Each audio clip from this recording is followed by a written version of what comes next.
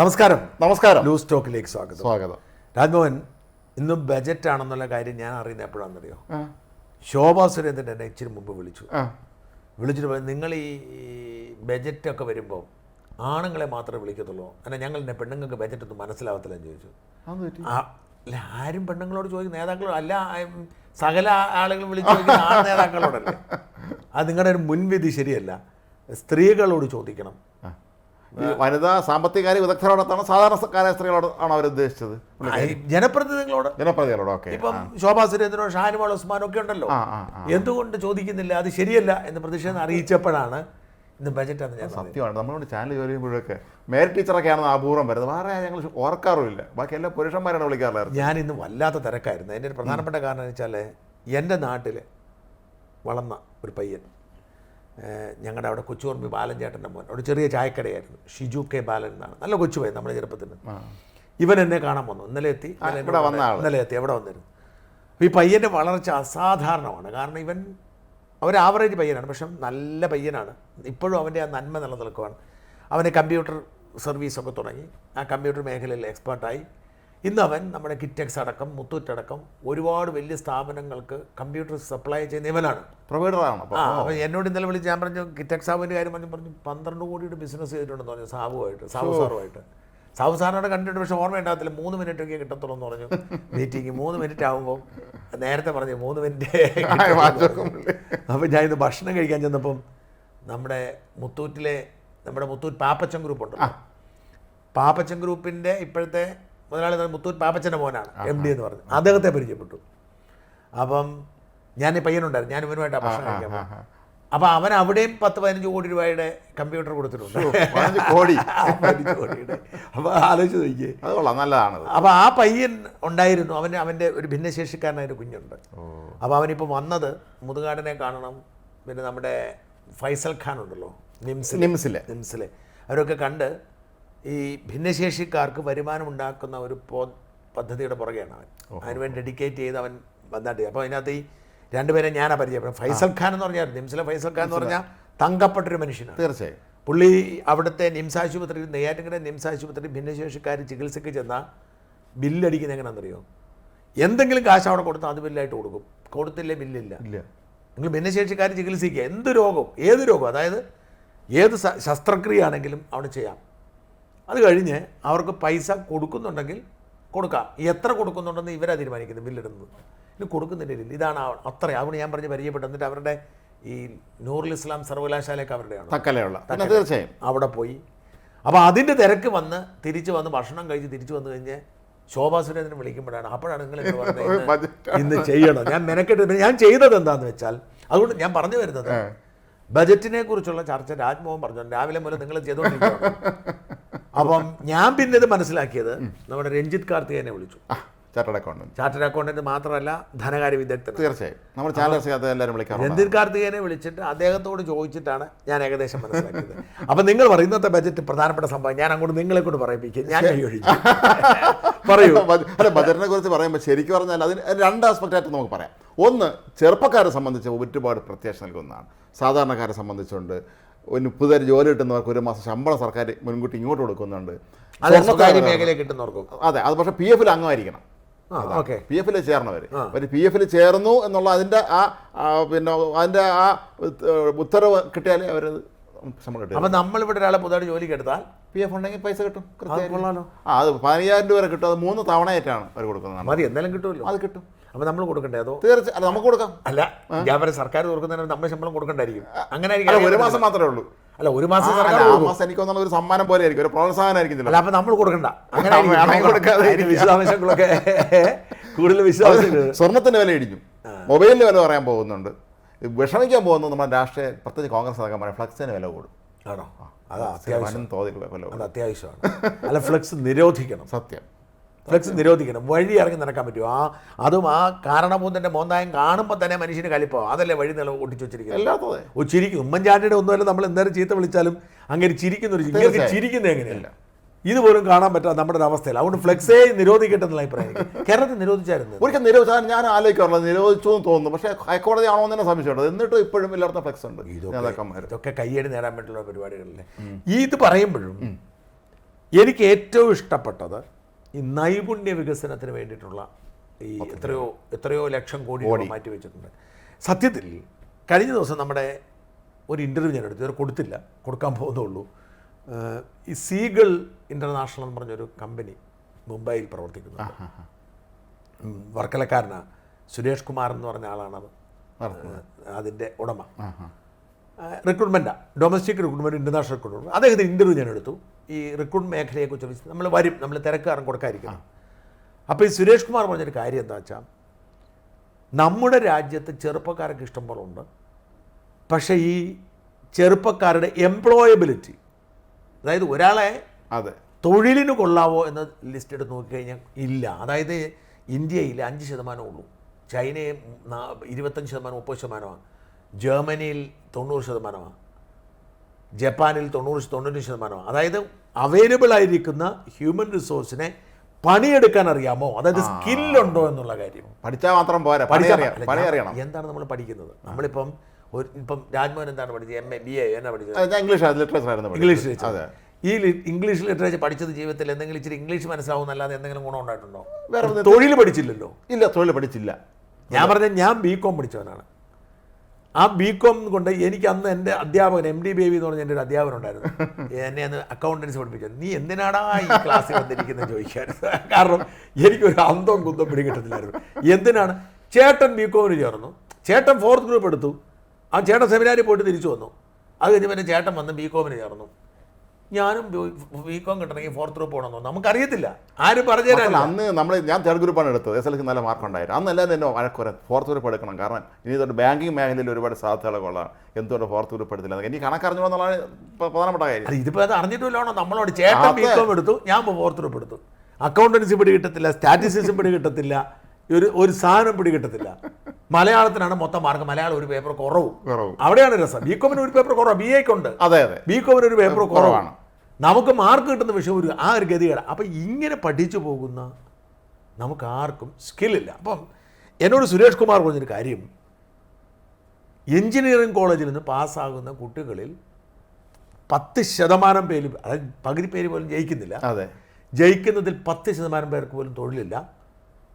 അതായത് IITയിൽ നിന്നോ IIMൽ നിന്നൊക്കെ പഠിക്കുന്നവർക്കല്ലാതെ ഈ മറ്റ് എഞ്ചിനീയറിംഗ് കോളേജ് എന്ന് പറയുന്ന കുറച്ച് പേർക്ക് തൊഴിലുള്ളൂ. കാരണം ഇവർക്ക് ആർക്കും ഒരു തൊഴിലും അറിയത്തില്ല, ഡിഗ്രി മാത്രമേ ഉള്ളൂ. അതേസമയം, അതാണ് നോട്ട് ദ പോയിന്റ്, അതേസമയം പോളിടെക്നിക്കിലോ ITIയിലോ പാസ്സാകുന്നവർക്കൊക്കെ ക്യാമ്പസ് റിക്രൂട്ട്മെൻറ്റിന് കൊണ്ടുപോകാന്ന് പറഞ്ഞു. നമ്മുടെ പലർക്കും അത് അറിയത്തില്ല. ITIയിലോ പോളിടെക്നിക്കിൽ ആരും ചേരുന്നില്ല. ഇവിടെ നിന്ന് മനസ്സിലാക്കേണ്ടത് നമുക്ക് സ്കില്ലില്ല, നമുക്ക് ക്വാളിഫിക്കേഷനുണ്ട്, സ്കില്ലില്ല.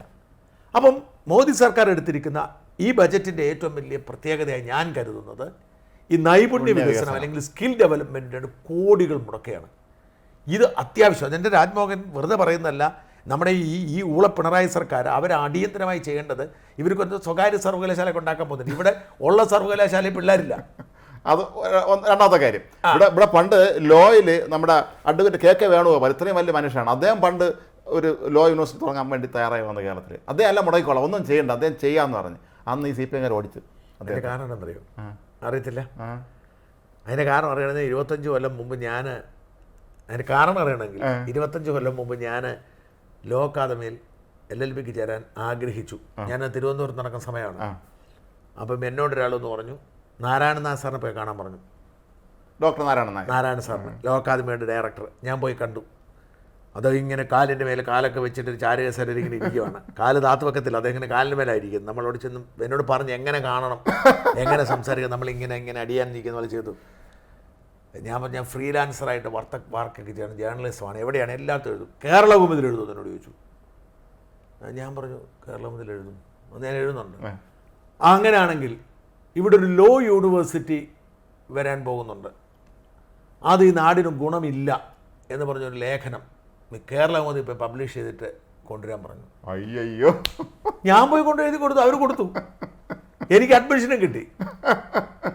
അതായത് ഞാൻ അഡ്മിഷനും കിട്ടി, പക്ഷേ എനിക്ക് കണ്ടിന്യൂ ചെയ്യാൻ പറ്റില്ല. കാരണം അപ്പോഴത്തേക്ക് എനിക്ക് DBAയിൽ ജോലി കോട്ടയത്തേക്ക് പോകേണ്ടി വന്നു.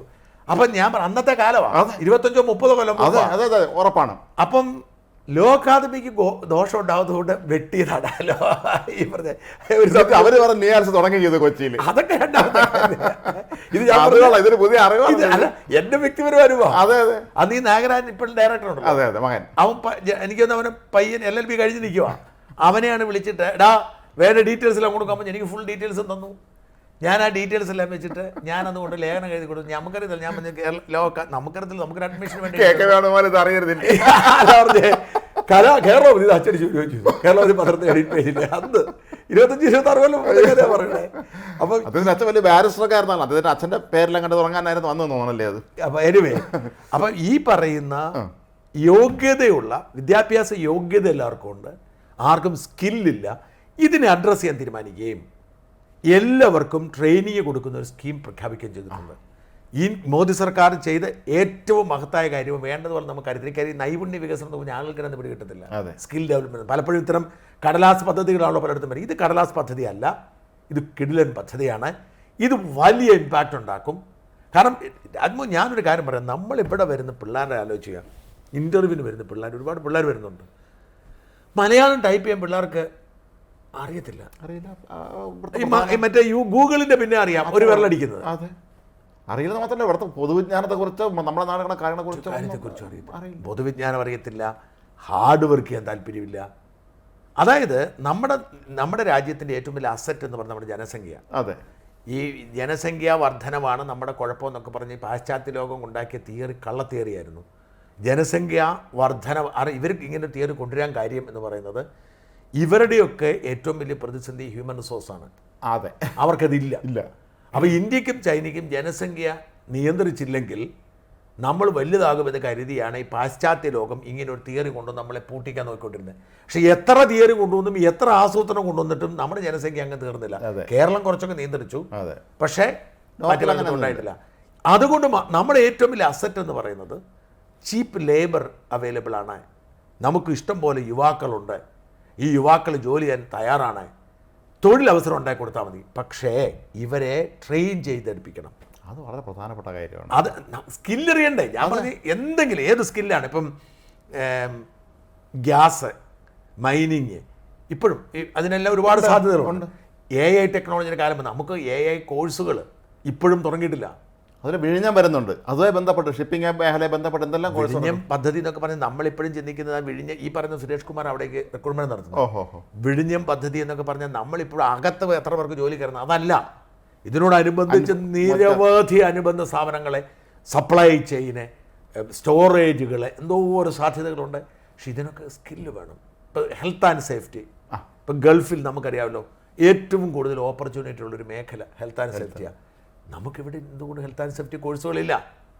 നമുക്കിവിടെ എന്തുകൊണ്ട് സപ്ലൈ ചെയിൻ കോഴ്സുകളില്ല? കൺവെൻഷണൽ BA, BCom, BSc എന്ന് പറഞ്ഞാൽ നമ്മൾ നിൽക്കുക. എന്താ കാര്യം? ഇപ്പം ഞാൻ എല്ലാവരും പറയാറുണ്ട്, നേഴ്സിംഗ് കോളേജിലൊക്കെ ഞാൻ പോകുമ്പോൾ പറയാറുണ്ട്, നിങ്ങൾ ഈ പിള്ളേരെ നേഴ്സിംഗ് പഠിപ്പിക്കുമ്പം നിങ്ങൾ ആ പിള്ളേരെ ഈ പഠന സമയത്ത് തന്നെ ഇംഗ്ലീഷ് ഒരു പ്രത്യേക വിഷയമായി പഠിപ്പിച്ച് IELTS OET അങ്ങനത്തെ പരീക്ഷയോ എഴുതിപ്പിക്കണം.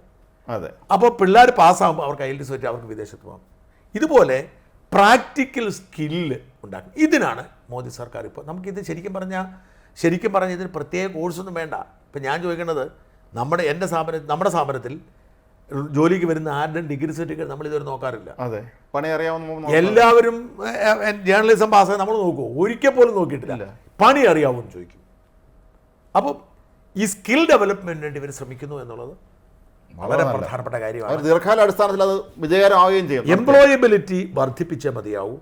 നമ്മുടെ ഒരു എംപ്ലോയബിലിറ്റി ഒരു 50% എങ്കിൽ, അത് 100 പേര് നമുക്കുണ്ടെങ്കിൽ 50 പേരെങ്കിലും പണി അറിയാവുന്നവരായാൽ മാത്രമേ നമുക്ക് പുരോഗമിക്കാൻ പറ്റൂ. ജപ്പാനിലും ജർമ്മനിയിലും ഒക്കെ അങ്ങനെ 90%, എബോവ് 90% ആണ് എംപ്ലോയബിലിറ്റി. അവർക്ക് 100 പേരുണ്ടെങ്കിൽ അത് 90 പേരെ പണിക്ക് കൊള്ളാം. നമുക്ക് 15 പേരെ പോലും ഇല്ല. അപ്പോൾ ആ ഒരു അവസ്ഥയ്ക്ക് മാറ്റം മാറാനായിട്ട് ഇവർ ശ്രമിക്കുന്നുള്ള ഞാൻ കാണുന്നൊരു നേട്ടം. അത് നല്ല പ്രധാനപ്പെട്ട വളരെ പോസിറ്റീവായിട്ടുള്ള കാര്യം തന്നെയാണ്. അടുത്തത് പറയും, നിങ്ങൾ കണ്ട ബജറ്റിലെ അടുത്ത സവിശേഷത. അടുത്തത് ഈ നമ്മുടെ നാട്ടിലെ സാധാരണക്കാർക്ക് വേണ്ടിയുള്ള ഒന്നാണ് നമുക്ക് സോളാർ. 1 കോടി വീടുകളിലേക്കാണ് സോളാർ പദ്ധതി വരാൻ പോകുന്നത്.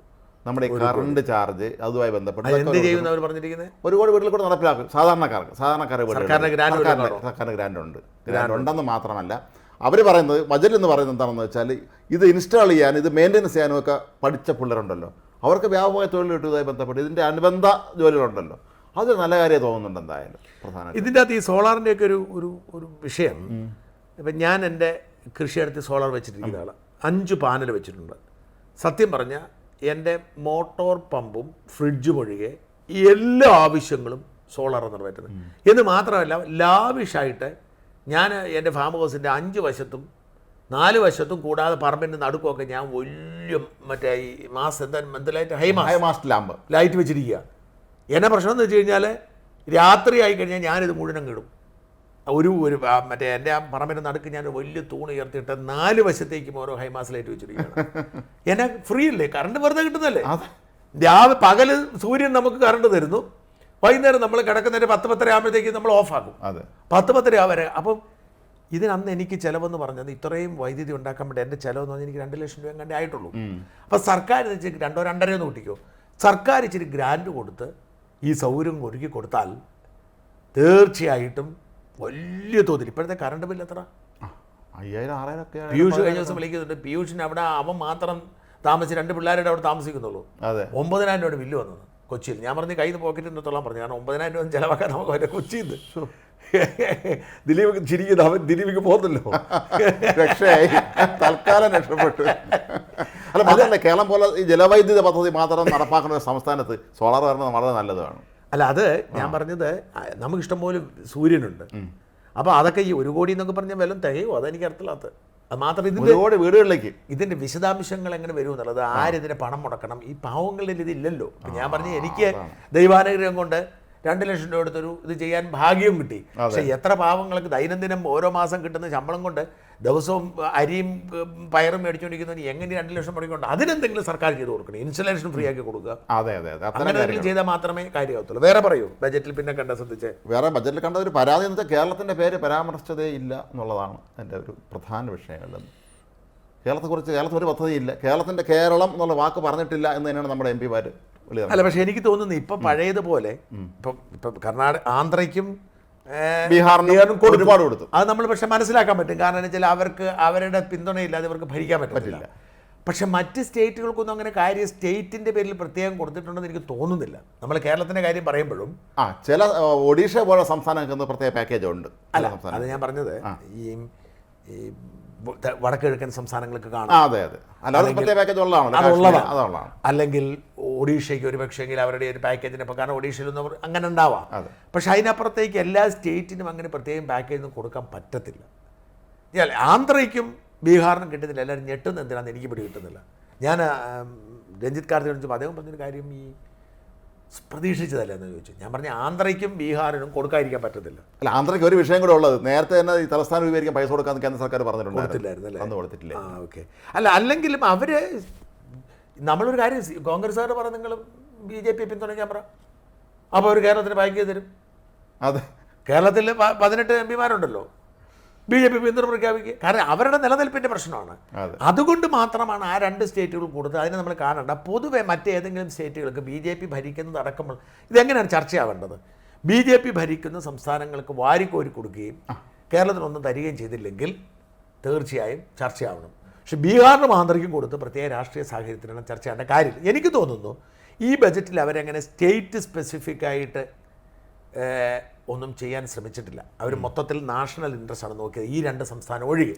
അവരുടെ രാഷ്ട്രീയത്തിൽ അവരുടെ രാഷ്ട്രീയം മാത്രമല്ല, ഇവിടെ നമ്മൾ ശ്രദ്ധിക്കും കേരളം ആവശ്യപ്പെട്ടത് എന്താണ്. ഇപ്പോൾ കേരളം ഇവർ കിടന്ന് കേരളത്തിനും കൊടുക്കും. കേരളം ആവശ്യപ്പെട്ടത് എന്താണ്?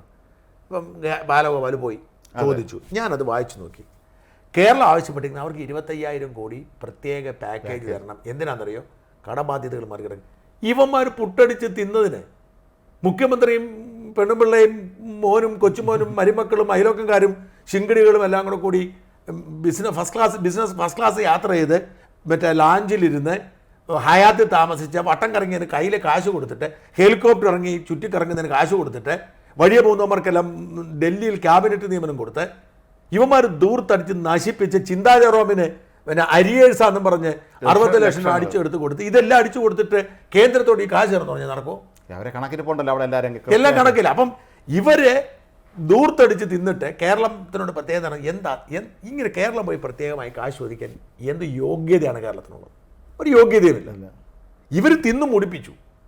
അതുകൊണ്ട് ഈ കമ്മി നികത്താൻ വേണ്ടി ഞങ്ങൾക്ക് എന്ന് മാത്രമല്ല, നിങ്ങൾ ആലോചിക്കണം, ഈ പറയുന്ന ഈ മറ്റേ ഈ ഡെഫിഷ്യൻസി ഉണ്ടല്ലോ, അതായത് എൻ്റെ പേരിനാണ് ഈ ഒരു ടെക്നിക്കൽ വേർഡ് ഉണ്ടായിരുന്നു. അതായത് ഈ നമ്മുടെ പദ്ധതിയിലേക്കുള്ള ഡെഫിഷ്യൻസി പാലിക്കാൻ വേണ്ടി ഏറ്റവും കൂടുതൽ കുടിശ്ശിക തുക, അതിൻ്റെ പേര് ഞാൻ മറന്നുപോയി, ഏറ്റവും കൂടുതൽ കുടിശ്ശിക കൊടുത്തത് കേരളത്തിനാണ്.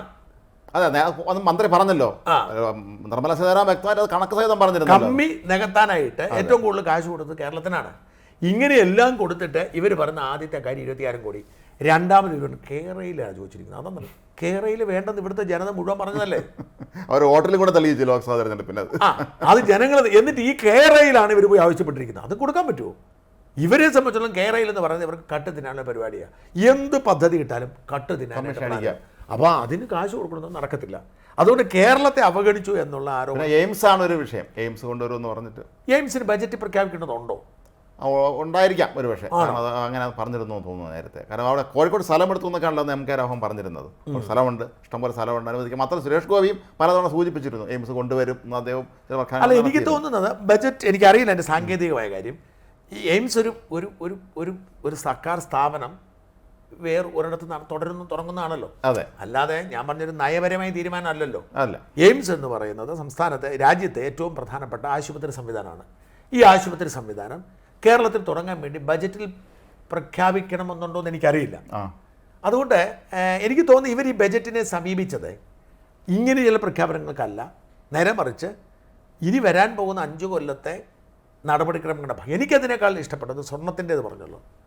സ്വർണത്തിൻ്റെ പ്രഖ്യാപനം എന്ന് പറയുന്നത് ചെറുതല്ല. അതായത് ഈ സ്വർണത്തിനിപ്പം 12.5% ടാക്സും സെസ്സുകളും അടക്കം 18% ഇവിടുത്തെ ഈടാക്കിക്കൊണ്ടിരിക്കുന്നത്.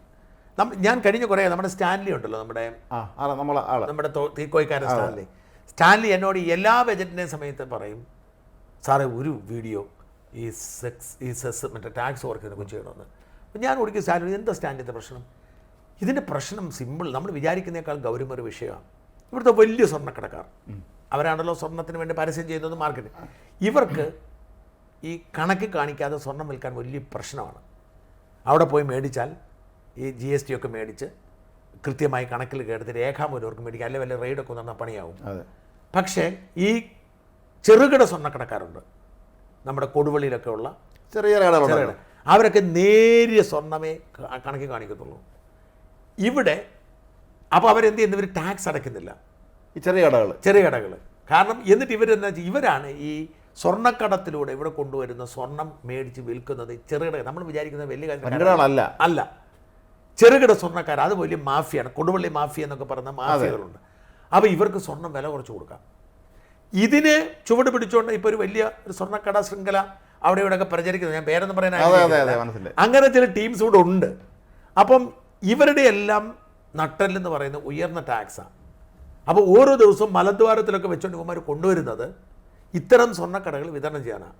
ഇതിന് വൻകിട സ്വർണ്ണക്കടക്കാർ എതിരാണ്. അപ്പോൾ ഈ ടാക്സ് കുറച്ചതോടെ ഈ കള്ളക്കടത്ത് നിൽക്കും. അതായത് ഞാൻ പറഞ്ഞത്, ഈ ടാക്സ് 6.5% കുറച്ചു, ഈ 12.5% എന്നുള്ളത് 6% ഒറ്റയടിക്ക് പോയി. പിന്നെ സെസ്സൊക്കെ കൂട്ടിക്കൊള്ളു വെച്ചോളൂ. എങ്ങനെ വന്നാലും 18% 10% ആവും. അപ്പോൾ 10% ആകുമെന്ന് പറഞ്ഞാൽ 1 കിലോ സ്വർണം ഇങ്ങോട്ട് കൊണ്ടുവരുമ്പോൾ ഇവന്മാർക്ക് കിട്ടുന്ന ഒരു ആവറേജ് ഒരു 10 ലക്ഷം രൂപയുടെ ലാഭം ഉണ്ടെങ്കിൽ അതൊരു 4 ലക്ഷമായിട്ട് കുറയും. അപ്പം ഇത് ഇത്രയും മലദ്വാരത്തിൽ കയറ്റി വെച്ചുകൊണ്ട് വരണ്ടേ? അപ്പം അതുകൊണ്ട് എന്നാ സംഭവിക്കാൻ പോകുന്നതെന്ന് വെച്ചാൽ സ്വർണ്ണക്കടത്ത് ലാഭകരമല്ലാതാവും. അപ്പോൾ സ്വർണ്ണക്കടത്ത് ഇടിഞ്ഞു പോകും. സ്വർണ്ണക്കടത്ത് ഇടിയുന്നതോടുകൂടി ടാക്സ് കുറഞ്ഞ സ്വർണ്ണത്തിന് വില കുറയും. അതുകൊണ്ട് 2260 രൂപയാണ് ഒറ്റയടിക്ക് ബജറ്റ് പ്രഖ്യാപിച്ച് ഇന്ന് ഒരു ദിവസം ഒരു പവന് കുറഞ്ഞത്. ഏറ്റവും വലിയ നഷ്ടം ഇന്ന് പോയി സ്വർണ്ണം മേടിച്ചോ, ഏതോ പൊട്ടന്മാരൊക്കെ ഇന്ന് രാവിലെ ഉച്ചയ്ക്ക് പോകുമ്പോൾ ബജറ്റിന് പോയി സ്വർണ്ണം മേടിച്ച പൊട്ടന്മാരെ ആരെങ്കിലും ബജറ്റ് പറയുമ്പോൾ സ്വർണ്ണം മേടിക്കുമോ? അവരുടെയൊക്കെ ഒരു കൂടുതൽ മേടിച്ചു ഒരു പവന് 2250 രൂപ എന്ന് പറഞ്ഞാൽ ഒരു 100 പവൻ മേടിച്ചൊരു അവസ്ഥയല്ല ചോദിക്കും. അപ്പം ഇനി സംഭവിക്കാൻ പോകുന്നതെന്ന് വെച്ചാൽ സ്വർണത്തിൻ്റെ വിൽപ്പന വർദ്ധിക്കും. കാരണം എന്ന് വെച്ചാൽ ടാക്സ് കുറഞ്ഞല്ലോ, കള്ളക്കടത്ത് കുറയും, സ്വർണത്തിൻ്റെ വില ഇങ്ങനെ നിയന്ത്രിച്ചു കൊണ്ടുപോകാൻ പറ്റുന്ന സാഹചര്യം. സ്വർണം അന്താരാഷ്ട്ര വിപണിയിൽ സുപ്രധാനമായൊരു സംഭവമായി മാറും. പലരും ശ്രദ്ധിക്കാത്തൊരു കാര്യമുണ്ട്. അതായത് അമേരിക്കൻ പ്രസിഡൻ്റായി ട്രംപ് തിരഞ്ഞെടുക്കപ്പെട്ടാൽ സംഭവിക്കാൻ പോകുന്നൊരു കാര്യം, ഡോളറിൻ്റെ വില പോകും. ഈ ഡോളറിൻ്റെ വില കൂടുമ്പോഴാണ് നമുക്കിവിടെ നമുക്ക് രൂപയുടെ വില കുറയുന്നത്. അപ്പോൾ ഞാൻ പറഞ്ഞത് ഞാനൊക്കെ 20 കൊല്ലം മുമ്പ്, ഞാൻ 15-20 കൊല്ലം മുമ്പ് ഞാൻ ഇംഗ്ലണ്ടിൽ പോകുമ്പം 37 രൂപ 40 രൂപയാണ് ഒരു ഡോളറിന് നമ്മൾ കൊടുത്താൽ കിട്ടുന്നത്. ഇന്ന് 82 രൂപയാണ്, 83 രൂപയാണ് ഒരു ഡോളർ എന്ന് പറഞ്ഞാൽ. അത്ര ഇരട്ടിയിലധികം വില കുറഞ്ഞു നമ്മുടെ രൂപയ്ക്ക്. ട്രംപിൻ്റെ സാമ്പത്തിക നയം, ട്രംപ് പറഞ്ഞു ഇത് വേണ്ട, ഇത് ശരിയാവത്തില്ല, നമ്മുടെ ഇതിന് നമുക്ക് വില വേണ്ട എന്നുള്ളതാണ്. അത് പുള്ളിക്കൊരു ഇത് അമേരിക്കയ്ക്ക് നല്ലതായിരിക്കും. പക്ഷേ അമേരിക്കയിൽ കൊണ്ടുപോയി പണം നിക്ഷേപിച്ചിരിക്കുന്ന നമുക്ക് ഇവിടുന്നുള്ള അമേരിക്ക കൊണ്ട് നിക്ഷേപിച്ചിരിക്കുന്നവർക്ക് ഈ കയറ്റുമതി ഇറക്കുമതി ഇതിനെല്ലാം വല്ലാതെ ബാധിക്കും. അപ്പം ട്രംപ് വരുന്നതോടുകൂടി ഡോളർ ദുർബലമാകുന്ന ഒരു സാഹചര്യം ഉണ്ടായാൽ സ്വാഭാവികമായും സ്വർണ്ണമായിരിക്കും വിശ്വസിക്കാൻ കഴിയുന്ന ഏക നിക്ഷേപ പദ്ധതി. അപ്പം സ്വർണത്തിലേക്കുള്ള ആളുകളുടെ ആവശ്യവും ഒരിക്കലും വില കുറയാത്ത സാധനമാണല്ലോ. തീർച്ചയായും നമ്മളത് നിക്ഷേപമാണല്ലോ കയ്യിൽ. അതെ, നിക്ഷേപം. അപ്പോൾ അതുകൊണ്ട് അത് വർദ്ധിക്കും. അതുകൊണ്ട് സ്വർണം വിപണിയെ കൃത്യമായി കണ്ടിട്ടാണ് ഇവർ ഈ സ്വർണത്തിന് തീരെ കുറച്ചിരിക്കുന്നത്. അതുപോലെ മൊബൈൽ ഫോൺ കുറച്ചിട്ടുണ്ട്, അതിൻ്റെ എല്ലാ എക്യുപ്മെൻസിനും വില കുറച്ചിട്ടുണ്ട്. ഇനി കുറയ്ക്കേണ്ട ഒരു സാധനം കാറാണ്. ഇത്തവണ ഇല്ലെന്ന് തോന്നുന്നു അല്ലേ? ഇല്ല, കാരണം കാര്യമില്ല. എന്നെ അത്ഭുതപ്പെടുത്തുന്നൊരു കാര്യം, അതായത് നമ്മളിവിടെ ഒരു ഒരു ഫോർഡ് എൻഡവർ, നമ്മുടെ ഇവിടുത്തെ ഒരുവിധം കൊള്ളാവുന്ന ഒരു 2 വണ്ടി എന്ന് ഞാൻ പറയുന്നതിന് എൻഡവറും ഫോർച്യൂണറുമാണ്. ഇത് കൊടുക്കുന്ന ഒരു 40-50 ലക്ഷം രൂപ വേണം. നമ്മൾ എൻഡവറോ ഫോർച്യൂണർ, എനിക്കത് 45 ലക്ഷം രൂപ ഫോർച്യൂണറിനാവും, 50 ലക്ഷം രൂപ എൻഡവറിനാവും. ഇത്ര രൂപയുണ്ടെങ്കിൽ UK ഒരു 1-ാം തരം റേഞ്ച് റോവറെ നടക്കാം. അതായത് ഇവിടെ നമുക്ക് ഈ റേഞ്ച് റോവർ വേണമെങ്കിൽ 1.25 കോടി രൂപ കൊടുക്കണം. അതെ, അവിടെ 50 ലക്ഷം രൂപ കൊടുത്താൽ മതി. അപ്പം ഓർക്കണം, നമ്മുടെ വരുമാനത്തിൻ്റെ എത്രയോ ഇരട്ടിയാണ് അവരുടെ വരുമാനം. അതെ, അതായത് ഇവിടെ പോയി ഒരു സാധാരണക്കാരൻ പോയി ഒരു ദിവസം കൂലിപ്പണി എടുത്താൽ അല്ലെങ്കിൽ സാധനം ചെയ്ത് കഴിഞ്ഞാൽ ഇപ്പോൾ ഒരു പെണ്ണുങ്ങൾ തുണിക്കടയിൽ പോയി വർക്ക് ചെയ്ത് 500 രൂപ കിട്ടത്തുള്ളൂ. അതെ, 500 രൂപ ഒരു ദിവസം കിട്ടത്തുള്ളൂ. 500 കിട്ടാത്തതോടെ ഉണ്ട്. ഇനി കൂലിപ്പണി എടുത്താൽ 800 മുതൽ 1000 രൂപ വരെ കിട്ടത്തുള്ളൂ. അവിടെ എൻ്റെ മകൻ 18 വയസ്സ് പൂർത്തിയായ എൻ്റെ മകൻ, അവൻ +2 കഴിഞ്ഞ് ഒരു കൊല്ലം പഠിക്കാതെ 18 വയസ്സ് പൂർത്തിയായപ്പോൾ അവൻ പോയി അവിടെ ഒരു ഫാക്ടറി പണിയെടുക്കുവാണ്. മണിക്കൂറിന് അവന് കിട്ടുന്നത് 12 പൗണ്ടാണ്. എന്ന് വെച്ചാൽ ഒരു ദിവസം 1 മണിക്കൂർ ജോലി ചെയ്താൽ അവൻ 1250-1300 രൂപ ഒരു മണിക്കൂറാണ്. അവൻ 12 മണിക്കൂർ ജോലി ചെയ്യും. അവനൊരു 15,000-18,000 രൂപ ഒരു ദിവസം പണി ചെയ്താൽ കിട്ടും. 4 ദിവസം ജോലി ചെയ്തിട്ട് 4 ദിവസം അവധിയാണ്. എൻ്റെ മകന് അത് എന്തെങ്കിലും ക്വാളിഫിക്കേഷനിൽ അവൻ +2 കഴിഞ്ഞതേ ഉള്ളൂ. അതെ, അവൻ ഡിഗ്രിക്ക് ചേരാൻ പോവുകയാണ്. ഡിഗ്രിക്ക് പോകാൻ ചേരുന്നതിൻ്റെ ഭാഗമായി അവൻ പോയി പണിയെടുത്തിട്ട് അവന് കിട്ടുന്ന കാശാണ്. അവിടെ ഇവനെ സംബന്ധിച്ചിടത്തോളം അവിടെ ബാക്കി ഒരു ലോൺ കൂടെ എടുത്താൽ ഇപ്പം വേണമെങ്കിൽ റേഞ്ച് റോവർ മേടിക്കുക. അവർ +2 കഴിഞ്ഞതേ ഉള്ളൂ. ഇവിടെ എനിക്ക് തല കുത്തി നിന്നാൽ പറ്റുമോ ഒരു റേഞ്ച് റോവർ മേടിക്കുക? തല കുത്തി നിന്നാൽ നടക്കുമോ? അപ്പം ഞാൻ പറഞ്ഞു, എന്തിനാണ് ഇവർ ഇത്രയും വലിയ വില ഈ കാറുകൾക്ക് ഈടാക്കുന്നത്? എനിക്ക് മനസ്സിലായി. ഇത്രയും ജനങ്ങൾ, അപ്പോൾ ഇവർ അതിൻ്റെ അകത്തൊരു പരിഹാരം ഉണ്ടാക്കി. കാറിൻ്റെ കാര്യത്തിലും പിന്നെ നമ്മൾ പാവങ്ങളുടെ കള്ളുകുടിയുടെ കാര്യത്തിലും അതും അന്യായമാണ്.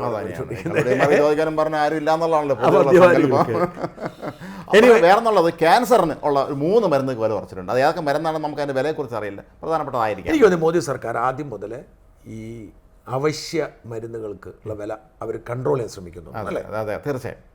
പിണറായി മൈലേജ് പോലും എടുക്കുന്ന സാധ്യതയുള്ള സാധനമായിരിക്കും. അവർ മിക്കവാറും ഞങ്ങളെ കുറച്ച് ഉറപ്പാണല്ലോ. ഒരു കാര്യം കൂടി ചർച്ച ചെയ്യേണ്ടതുണ്ട്. എന്നാൽ മാത്രമേ നമ്മുടെ ഈ അല്പജ്ഞന്മാരുടെ ബജറ്റ് ചർച്ച പൂർത്തിയാവത്തുള്ളൂ. അതെന്താണെന്ന് വെച്ചാൽ ആദായ നികുതി വ്യത്യാസമാണ്.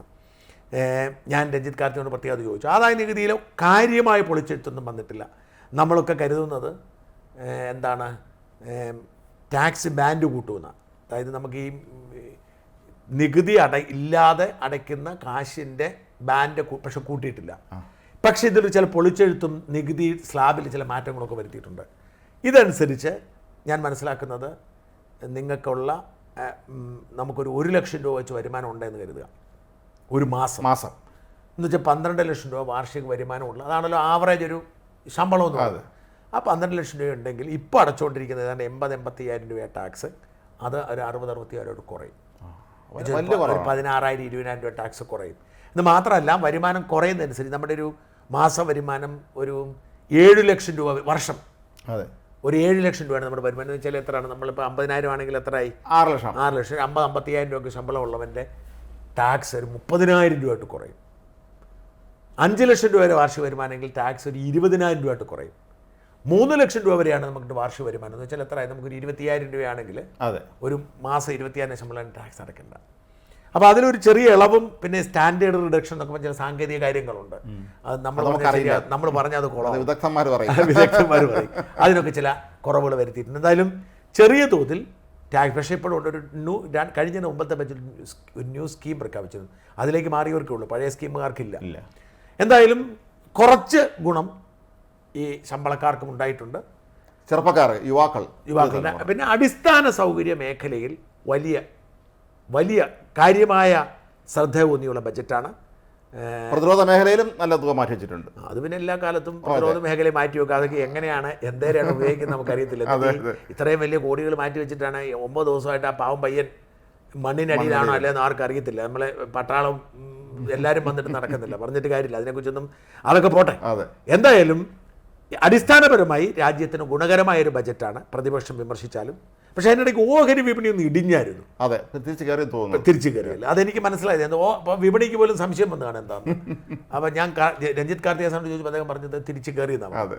അപ്പം എന്താണെന്ന് പിടികിട്ടാത്തൊരു പ്രതിഭാസമാണ്. എന്തായാലും ബജറ്റ് താരതമ്യേന ഭേദമാണ്. രാജ്യത്തിൻ്റെ മൊത്തം വികസനത്തിനെ ലക്ഷ്യമാക്കിക്കൊണ്ടുള്ള ഒരു ബജറ്റാണ്, അല്ലാതെ വോട്ട് പിടിക്കുന്ന ദീർഘകാലാടിസ്ഥാനത്തിൽ ഒരു പദ്ധതി ബജറ്റാണ്. എന്തായാലും നമുക്ക് വരും ദിവസങ്ങളിൽ ഇതിൻ്റെ ഇമ്പാക്റ്റ് അറിയാൻ പറ്റും. മോദി സർക്കാർ ആന്ധ്രയ്ക്കും ബീഹാറിനും വാരിക്കോരി കൊടുത്തിട്ട് എനിക്കൊരു എതിർപ്പുമില്ല, കാരണം അത് നമ്മൾ പ്രതീക്ഷിച്ചതാണ്. കേരളത്തിന് കിട്ടാത്തതിലും എനിക്ക് വിഷമമില്ല, കാരണം കിട്ടണമെങ്കിൽ യോഗ്യത വേണം. യോഗ്യത ഇല്ലാത്തവർക്ക് തരാൻ പറ്റത്തില്ല. നന്ദി.